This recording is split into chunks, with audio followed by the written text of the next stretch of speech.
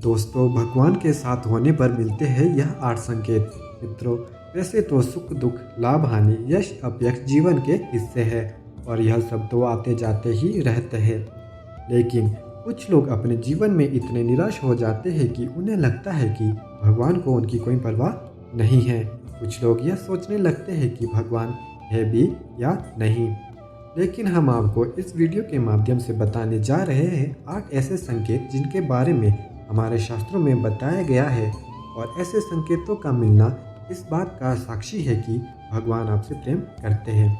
दरअसल भगवान अपना प्रेम सभी को अलग अलग रूपों में दिखाते हैं। भागवत में वर्णन आता है कि पांडवों की माता कुंती भगवान से विपत्ति मांगती है। कुंती महारानी कहती है कि जब जब हम पर विपत्ति आई तब तक आप हमें बचाने के लिए उपस्थित थे, लेकिन जब आपने हमें हमारा राज्य वापस जितवा दिया तो आप द्वारका जा रहे हैं। इससे अच्छा तो विपत्ति ही हमें दीजिए ताकि आपका साथ हमें प्राप्त होता रहे। भगवान किसी को सुख देते हैं तो किसी को दुख देते हैं। इसी तरह जब पांडव भीष्म पितामह के पास जाते हैं तो भीष्म पितामह उनसे कहते हैं कि तुम पांचों बहुत ही शक्तिशाली हो, और द्रौपदी तो यज्ञ से उत्पन्न हुई कन्या है जिसको यह वरदान है कि वह जिस घर में भी रहेगी वहाँ कभी भी भोजन की कमी नहीं रहेगी। फिर भी तुम लोगों को इतना दुख देखने को मिला। तुम्हारा राज्य छीन लिया गया और तुम्हें अन्याय से वन में भेज दिया गया।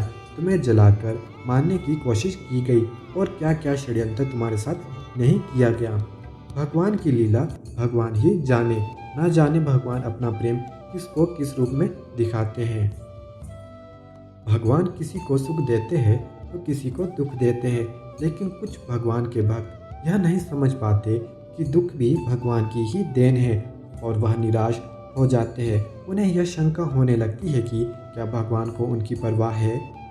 इस दुविधा को दूर करने के लिए हम शास्त्रों में वर्णित 8 ऐसे संकेतों के बारे में बताने जा रहे हैं जो यह बतलाते हैं कि भगवान आपसे प्रेम करते हैं। पहला संकेत है कि अगर ईश्वर आपसे प्रेम करते हैं तो आप जो कुछ भी करेंगे उसमें विफलता मिलेगी। जी हाँ, आपको यह सुनकर अजीब जरूर लगेगा, लेकिन भगवान का साथ जिनको मिलता है उन्हें विफलता जरूर मिलती है। आप बहुत मेहनत करेंगे, आप अच्छाई की राह पर चलेंगे, फिर भी आपको विफलता ही मिलेगी, और यह संकेत है कि भगवान आपसे प्रेम करते हैं। आपको विफलता तब तक देखने को मिलेगी जब तक आप जीवन के सही उद्देश्य को समझ नहीं जाते। दूसरा संकेत है कि जब भगवान की कृपा आप पर होगी तो आपको बिल्कुल अकेला महसूस होगा। आपके सामने ऐसी स्थिति आएगी जहां आपको समझ में नहीं आ रहा होगा कि आगे क्या करना चाहिए। आपको लगेगा कि इस स्थिति में मेरी मदद करने वाला कोई नहीं है। आप अपनी परेशानी किसी से बता नहीं पाओगे, और अगर आप किसी को बताने में सफल हो भी गए तो भी आपकी परेशानी को कोई समझ नहीं पाएगा। वे कहेंगे कि यह परेशानी तो बहुत ही छोटी है, या वे इस पर ध्यान नहीं देंगे, या वे इसे नज़रअंदाज कर देंगे। तीसरा संकेत जो है वह यह है कि भगवान की कृपा होने पर आपको दुख मिलेगा और आपको लगने लगेगा कि अब हमारे जीवन में इससे बुरा क्या हो सकता है। आप दुख की चरम सीमा को महसूस करेंगे। उदाहरण के तौर पर आप देख सकते हैं कि महान संतों के जीवन में क्या क्या घटित हुआ। जब आपके जीवन में बड़े दुख आने लगेंगे तो आपके मन में वैराग्य उत्पन्न हो जाएगा और आपका मन भौतिक सुखों से आगे बढ़कर भगवान को जानने के प्रयास में लग जाएगा। मनुष्य को इस समय हताश नहीं होना चाहिए, क्योंकि यह दुख ही उनके मन में ईश्वर के प्रति प्रेम विकसित करने में सहायक होगा। यह उन्हें इस बात का एहसास कराएगा कि यह संसार दुखलाय है और भगवान को प्राप्त करने में ही सार है। चौथा संकेत है कि भगवान की कृपा होने पर आपकी सारी उम्मीदें टूट जाएगी, और ऐसा होने पर आपके अंदर एक नई ही खोज शुरू होगी। ऐसी खोज जिसमें आप अपनी कमियों को जानेंगे और अपनी विफलता का कारण ढूंढ लेंगे। आप खुद से सवाल करना शुरू कर देंगे और यही सवाल आपको अपने आप से जुड़ने में मदद करेंगे। यही जुड़ाव ही आपके जीवन में एक नया बदलाव लाता है।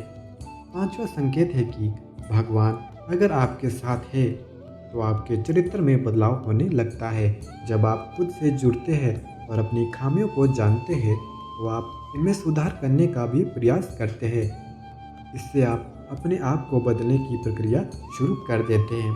आप पहले से अधिक शांत और स्थिर हो जाते हैं। जब भी हम भगवान की खोज करना शुरू करते हैं तो इससे हमारे अंदर बदलाव आना शुरू होते हैं और हम इस काबिल बनते हैं कि हम भगवान की ओर आगे बढ़ सकें। छठा संकेत है कि आपका किसी भी चीज़ में हार और जीत से मन ऊपर उठ जाएगा। यह समय होगा जब आप पूरी तरह बदल चुके होंगे और आपका जीवन को देखने के नज़रिए में परिवर्तन आ चुका होगा। आप हार और जीत से ऊपर उठ जाएंगे और किसी भी काम को लाभ और हानि का विचार किए बिना करेंगे। इस तरह की स्थिति होने पर आप बाहर हो रही चीज़ों से विचलित नहीं होंगे और अपने अंतर मन में ही स्थिर रहेंगे। आप भगवान में इतने खोए रहेंगे कि आपको बाहर से मिल रहे दुख और सुख दोनों ही विचलित नहीं कर पाएंगे।